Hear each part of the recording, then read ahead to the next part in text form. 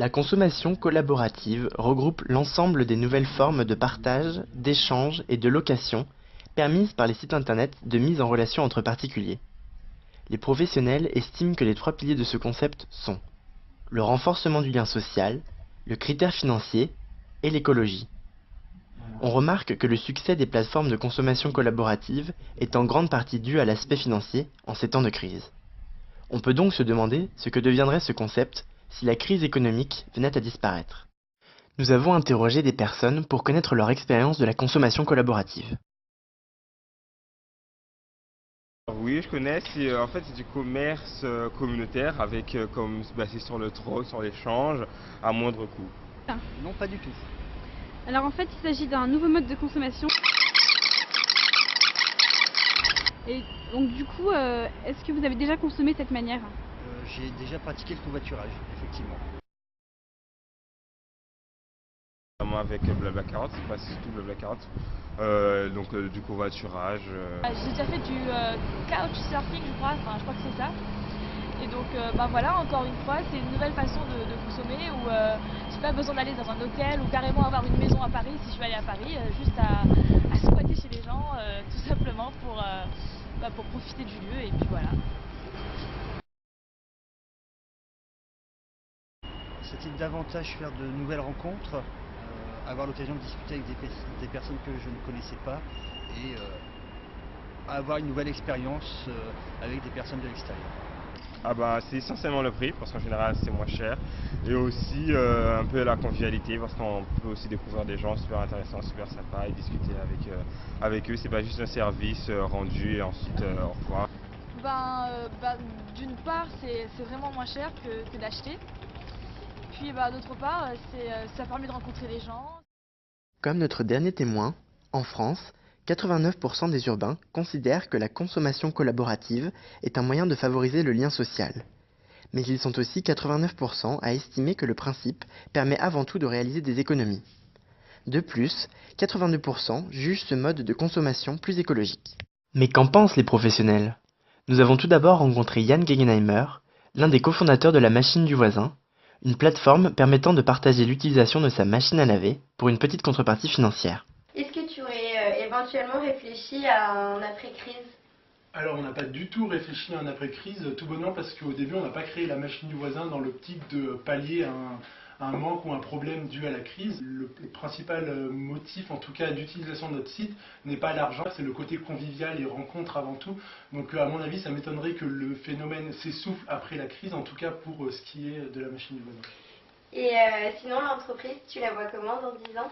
Pour être honnête, je ne sais pas encore si dans 10 ans la machine du voisin ça existera toujours, tout simplement parce qu'en fait on est en train d'assister à un changement des mentalités et comme par exemple aux États-Unis ou au Canada, aujourd'hui quand on construit une habitation, on met des machines à laver au rez-de-chaussée pour tout l'immeuble et donc les personnes n'ont plus besoin d'avoir une machine à laver dans chaque logement. Donc dans 10 ans, entre guillemets, ça sera un succès si la machine du voisin n'existe plus parce que tout le monde peut bénéficier d'une machine à laver dans son immeuble.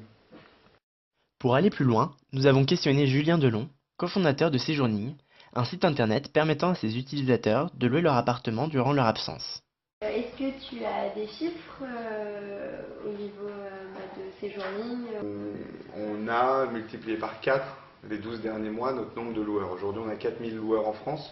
Je pense que dans 12 mois on en aura plus de 10 000, donc ça augmente très très vite. Tout simplement parce que un utilisateur qui va louer sur Séjourning, il va voir que c'est très simple, que c'est sécure, qu'il va gagner de l'argent facilement, qu'il va même offrir la possibilité à quelqu'un d'en économiser et de passer un bon moment, donc c'est très agréable. Et donc une fois qu'on a goûté ça, qu'on a testé, je pense qu'on le refait, enfin on s'aperçoit que nos utilisateurs relouent après de plus en plus régulièrement. Oui, est-ce que tu sais pourquoi tes utilisateurs choisissent Séjourning? On a toujours deux sortes d'utilisateurs, les loueurs et les locataires. Leur premier moteur aux deux, ça reste des motivations économiques. Ce qui est important de voir, c'est que c'est la première motivation, mais qu'après il y en a d'autres qui arrivent en utilisant Séjourning, c'est que très vite on s'aperçoit aussi voilà, qu'on rencontre des gens. Et donc pour conclure, pour toi la consommation collaborative c'est plus une réponse à la crise ou un état d'esprit? Pour moi, la consommation collaborative, c'est un peu des deux. c'est à la fois finalement la crise qui a permis à la consommation collaborative d'arriver et peut-être de croître rapidement, donc c'est un peu une réponse à la crise. Et en même temps, derrière, c'est une volonté de consommer mieux, de consommer différemment, plus intelligemment, donc c'est en ce sens-là que ça peut être considéré comme un état d'esprit. Ces informations nous ont finalement permis de résoudre notre problématique.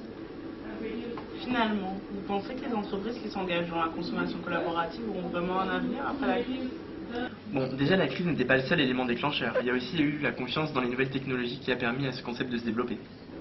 Oui, puis même si la crise était un élément déclencheur, aujourd'hui la consommation collaborative c'est vraiment un état d'esprit et c'est ancré dans les comportements. En fait c'est une nouvelle expérience de consommation et c'est ça qui séduit les utilisateurs et c'est pour ça qu'ils viennent sur les plateformes. Et puis c'est plutôt le côté pratique qui compte, histoire d'arrondir ses fins de mois ou de faire quelques économies. Donc je pense que l'intérêt financier est là, mais c'est pas le principal. En plus, ce qu'il faut voir, c'est que c'est peu probable que la crise disparaisse à court terme. C'est fini les 30 glorieuses. Et surtout que maintenant, les économistes et les philosophes de plus en plus parlent d'un monde où la crise sera permanente. Donc je pense qu'il y aura toujours un besoin de solidarité maintenant.